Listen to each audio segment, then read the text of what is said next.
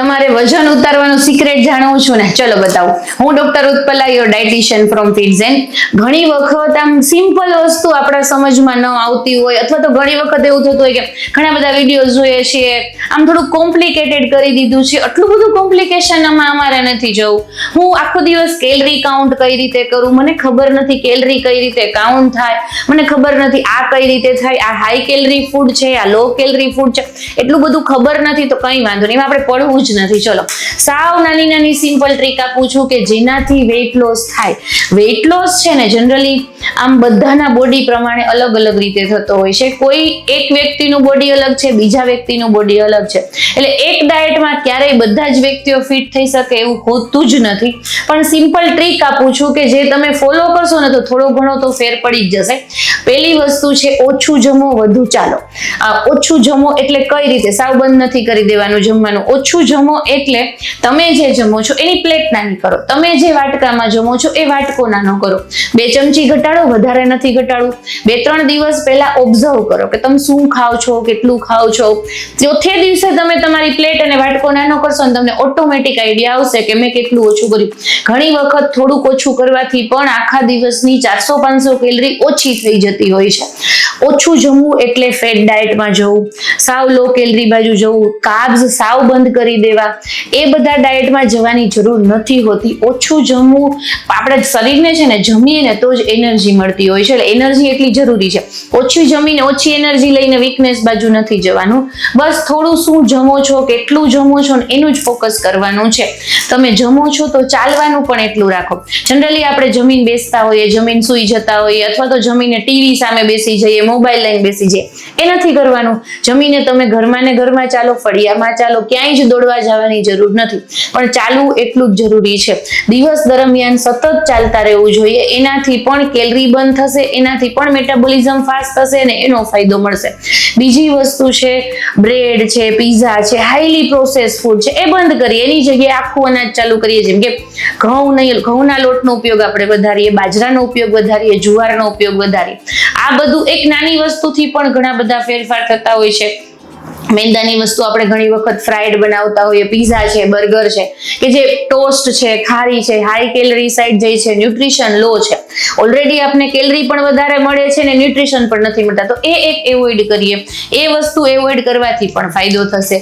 પછી પેકેટ્સ બંધ કરવાના. એક નિયમ લઈ લો ને કે થોડાક ટાઈમ હમણાં મારે પેકેટ્સ જ નથી લેવા, ઘરમાં પેકેટ્સ આવવા જ ન જોઈએ. જે રેડી ટુ ઈટ પેકેટ છે, ચિપ્સ છે, બિસ્કિટ્સ છે, એ વસ્તુ જેટલા તમે પેકેટ્સ ઘરમાં હશે, સામે દેખાશે, ખવાઈ જશે. ઘરમાં આવવાના જ બંધ કરીએ થોડાક ટાઈમ માટે. ઓટોમેટિક દિવસની 300 થી 400 કેલરી તમારા બોડીમાં ઓછી જશે.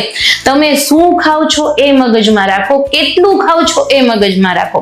જમી બધું જ શકાય, ગિલ્ટ ફ્રી જમો, પણ ઓછું જમો. જે જમો છો એ પ્રોપર ન્યુટ્રિશન સાથે જમો. જમવાનું ઓછું કરવાની કે સાવ બંધ કરવાની એવી બધી કોઈ જરૂર હોતી નથી કે સાવ ઓછું કરી નાખ્યું કે સાવ બંધ કરી નાખ્યું. એ સિવાય પણ તમારે બીજી વસ્તુ ધ્યાનમાં રાખવાની છે. આપણે ભેંસનું મલાઈ વાળું દૂધ પીએ છીએ, એની બદલે આપણે સ્વિચ કરીએ, ગાયનું મલાઈ ઉતારેલું દૂધ પીવામાં આવે તો પણ ફાયદો થશે. દૂધના પણ વિટામિન મળશે અને આપણે કેલરી પણ ઓછી થઈ જશે. ફ્રોઝન ફ્રૂટની બદલે આપણે ફ્રેશ ફ્રૂટ ખાઈએ, એનાથી પણ ફાયદો થશે. કોલ્ડ ડ્રિંક્સ એટલીસ્ટ બંધ કરીએ. એ ઝીરો, ટૂંકમાં કઈ એમાં હોતું જ નથી. વિટામિન્સ એવા કોઈ હોતા નથી. જનરલી વધારે પડતી શુગર હોય છે અને બોડીને નુકસાન કરતું હોય છે. એટલે કોલ્ડ ડ્રિંક્સ બાજુ ન જઈએ. વોકિંગ માટે આપણે એક નિયમ બનાવીએ કે આખા દિવસના 10,000 સ્ટેપ ચલાઈ જવા જોઈએ. વધારે નથી ચલાતા, ઇટ્સ ઓકે, આપણે 10,000 થી પહોંચીએ, 10,000 પહોંચીએ પછી થોડાક વધારીએ. એક સાથે વધારવાની કોઈ નીડ હોતી નથી. આપણે જનરલી સૂપ એડ કરીએ દિવસમાં એક વખત. જ્યારે પણ ભૂખ લાગે છે, સાંજના નાસ્તામાં, ડિનર પહેલા, કે વેજીટેબલ સૂપ લઈએ. ઘણી વખત પાલક સૂપ લઈ શકાય, બીટ કેરેટ સૂપ લઈ શકાય. સૂપને થોડુંક આપણા ડાયટમાં એડ કરીએ, ફ્રૂટને ડાયટમાં એડ કરીએ. દિવસમાં 2 ફ્રૂટ ખાવા જોઈએ તો ફ્રૂટને ડાયટમાં એડ કરશો એટલે ઓટોમેટિક બીજા સ્નેક્સ ઓછા થશે. ફૂડ છે ને એને આમ દુશ્મન તરીકે નથી લેવાનું. ફૂડને આપણે છે ને આપણા બોડીની જરૂરિયાત તરીકે લેવાનું છે. જનરલી એને આપણે દુશ્મન તરીકે જોતા થઈ ગયા છે. આ ખાઈશ વજન વધશે, આ ખાઈશ ન ખવાય, આ ન ખવાય, આ ખવાય. જનરલી એવું હોતું નથી. ફૂડને દુશ્મન તરીકે લેવાની બદલે ફૂડને પ્રેમ કરતા શીખો, તો બોડી નરીશ થશે, તો બોડી પ્રોપર ચાલશે. પ્રોટીન લેવાનું છે, ફાઈબર લેવાના છે. હા, એક ટાઈમ તમે જમવાનું ઓછું કરી શકો, એટલે સાંજનું જમવાનું બને ત્યાં સુધી થોડુંક ઓછું રાખવું. જનરલી હું પેશન્ટને કહેતી હોઉં છું કે 10% ઓછું જમો સાંજનું, એનાથી પણ ફાયદો થશે. બપોરનું લંચ કદાચ થોડુંક વધારે લેવાઈ ગયું હશે તો ચાલશે, ઓવર ઇટિંગ તો કરવાનું જ નથી, પણ બપોરનું લંચ કદાચ બી થોડુંક વધુ લેવાનું હશે તો ચાલશે. પણ રાતનું જમવાનું 10% જેટલું આપણે જનરલી ઘટાડીએ. બસ આટલા જ નાના નાના ચેન્જીસ કરશો ને તો પણ તમને વેઇટ લોસ બાજુ જઈ શકાશે. ને સૌથી મહત્વની વસ્તુ હોય તો કન્સિસ્ટન્સી. 5 દિવસ માટે કરશો કોઈ જ રિઝલ્ટ નહીં મળે, તમારે કન્ટિન્યુ કરવાનું છે, કન્સિસ્ટન્સી સાથે કરવાનું છે. બાકી તમને ક્યારેય કોઈ ડાયટ રિલેટેડ ક્વેરી છે કે ક્વેશ્ચન છે, leave them below. Follow for more.